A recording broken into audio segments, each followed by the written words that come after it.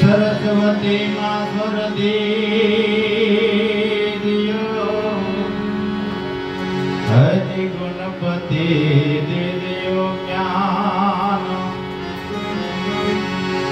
એ દી મહામન બજરંગી બલ દીદિયો હરે મહેશ ગુરુ દીદિયો જ્ઞાન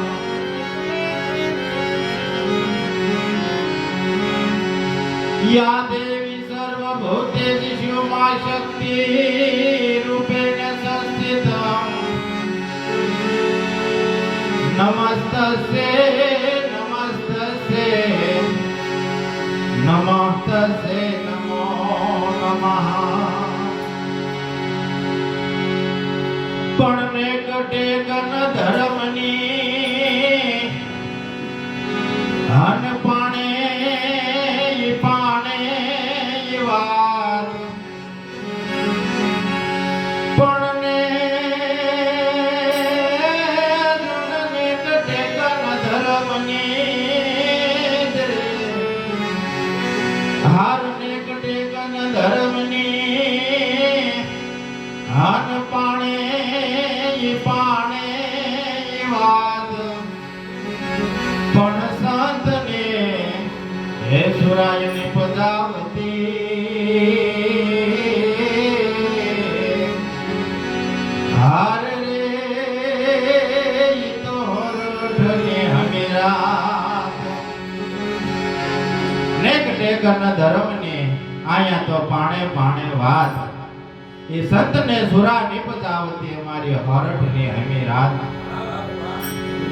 કંસ અને કાઠિયાવાડ કવિ તો એમ કે સૌરાષ્ટ્ર ને અનંતના ઘરનો પવન લાગે ના તો કોઈ દાતારનો જન્મ થાય કોઈ ભગતનો થાય કોઈ શૂરવીરોનો થાય એટલે લખ્યું કે નેક ટેક અને ધર્મને અહીંયા પાણે પાણે વાત સંતને સુરા નિપજાવતી અમારી હરઠની હમેરા આપણે મહારાષ્ટ્રમાં જાઓ તો કદાચ કિલોમીટરમાં 5 દારૂની દુકાન આવશે અને આપણા કાઠિયાવાડમાં જાઓ તો 5 બાપા સીતારામની મઢી આવશે. આપણો કાઠિયાવાડ એ કાઠિયાવાડ છે. આપણા કાઠિયાવાડની સંસ્કૃતિ કવિ એમ કે અમે વિદેશમાં જાય તો વિદેશની અને આપણા ભારતની સંસ્કૃતિમાં કેટલો ફરક હોય એટલે કવિ કે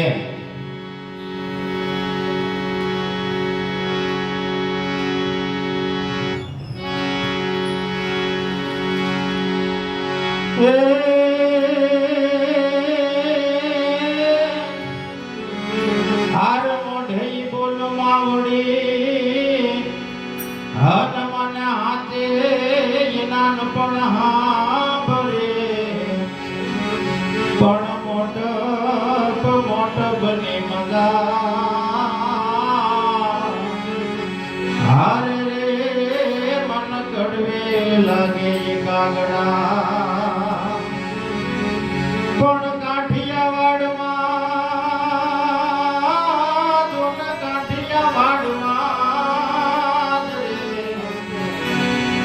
હાર કાઠિયાવાડમાં મોકદી હાન ભૂલો ઈ પડી જાને ભગવાન પણ એવા કરું તારા સન્માન હાર ભોલાવી દઉં શ્યામળા ભગવાન કાઠિયાવાડમાં ભૂલો કેમ ભૂલો પડી ભગવાન નકર હું અમેરિકા ખટારા ધક્કા મરાવે કે હું માનો તમે અમેરિકામાં ગોપીઓ નથી મળ્યો ન્યાય માંજરીઓ મળે હેલો કૃષ્ણ હાવારીઓ કરજો આમાં દોડે પણ કાઠિયાવાડનો આવકારો મીઠો છે આપણા મલકના એ માયાળુ માનવી એ માયા મેલીને વયા જાઓ મારા વ્યારો આપણો જે આવકારો છે એને ભગવાન આવે છે ના બધાય રાજ્યમાં છે પણ કાઠિયાવાડનો જ કેમ કીધું નામ ઉજળું કીધું આપણો ગરવો ગિરનાર છે માણસને ગમે એવો સાધુ થવો હોય તો સિદ્ધ થવા માટે ગિરનાર જવું પડે. આપણા કાઠિયાવાડનો આવકારો મીઠો છે એટલે ભગવાન આવ્યા છે, નકર ભગવાન બધે જાય ન જાય. ભારતમાં જ ભગવાન છે, અમેરિકામાં નથી. દાતારોય આયા પાક્યા, બારવટિયા આયા થયા. બારવટિયા જેમ તેમ બારવટિયા કઈ થયા કાઠિયાવાડમાં. એ 12 પ્રકારના વટ રાખતા તઈ બારવટિયા કહેવાતા. કે આપણાથી મોટી હોય અને માં કહેવી, આપણે હારેથની હોય અને બેન કહેવી, અને આપણાથી નાની હોય અને દીકરી કહેવી. આવા 12 પ્રકારના વટ રાખીને હાલતા ને એના બારવટિયા, એના જ હોન તમે ઇતિહાસ ઉજળા ગાઈએ છે. કોઈ કીધું મારી આજથી હાથ પેઢિયા મારા દાદા હારા ખિસ્સા કાતરો થઈ ગયા, એના નામ ન હોય.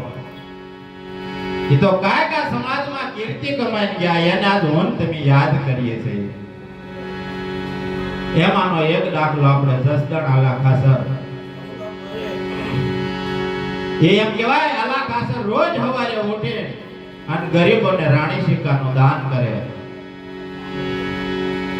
એમાં એક દીના માલદારે આવીને કીધું કે બાપુ હા, કે હવે બાપુ દાતારી તમે ઓછી કરો. કે કામ? કે હવે રાતના ખર્ચ પૂરા નથી પડતા, હવે તમે દાતારી ઓછી કરો. કે બાબા સેતે દેવા દે. કે ના બાપુ એ તો ગોળ હોય ને માખ્યું આવે, અને ગોળ હોય એ માખ્યું આવે. એમ કેવા આલા ખાસરના ખોપરામાં શબ્દ ઘૂસી ગયો. એ અડધેક રાતનો મજર ભાગ્યો. એ કાળી એમ કહેવાય મેઘલી રાત મંડાણી અને અડધી રાતે માલદારને બોલાવીને આલા ખાસર કહેશે કે તમે મને હવારે કઈક સલાહ આપતા હતા. અરે કે બાપુ હું તમને સલાહ દઈ શકું? કે નહીં કઈક કહેતા હતા. કે કહેવામાં તો બાપુ એટલું કહેતો હતો કે હવે રાજના ખર્ચ પૂરા નથી પડતા, બાપુ દાતારી થોડીક ઓછી કરો. કે હજી કઈ બીજું કહેતા હતા? કે બીજું કહેવામાં તો એમ કહેતો હતો કે બાપુ ગોળ હોય ને માખ્યો આવે. કે ગોળ હોય ને માખ્યો આવે વાત પાકી. કે હા. એ અડધી રાતના ટાણે એ ગોળનો દડબાનો ઘા કરીને કીધું કે માલદાર માખ્યો લાવી ગયો.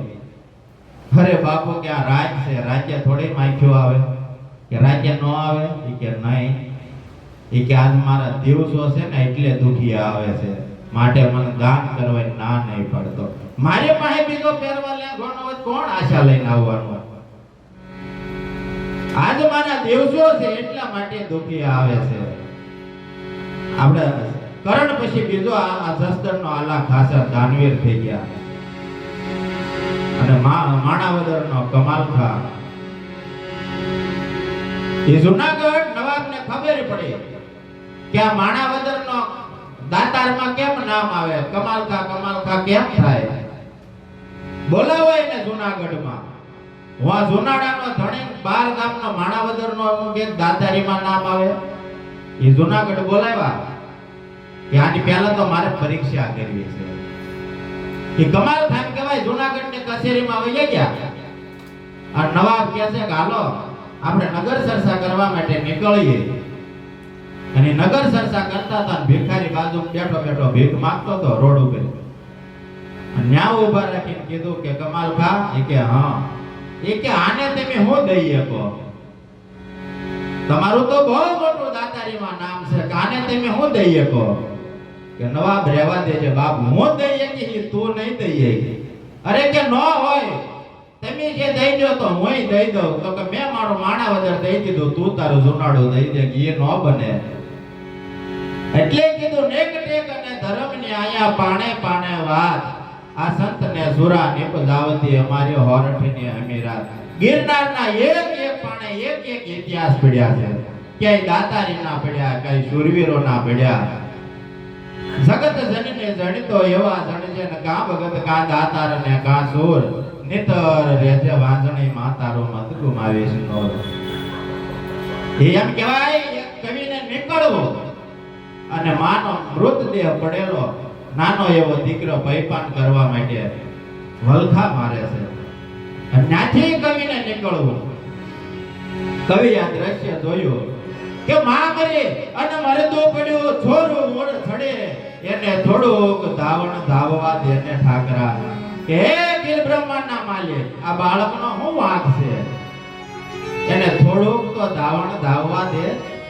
એ માં મરી એનો મરદો પડ્યો અને છોરો ઓર સડે, એને થોડુંક ધાવવા દે ને ઠાકરા.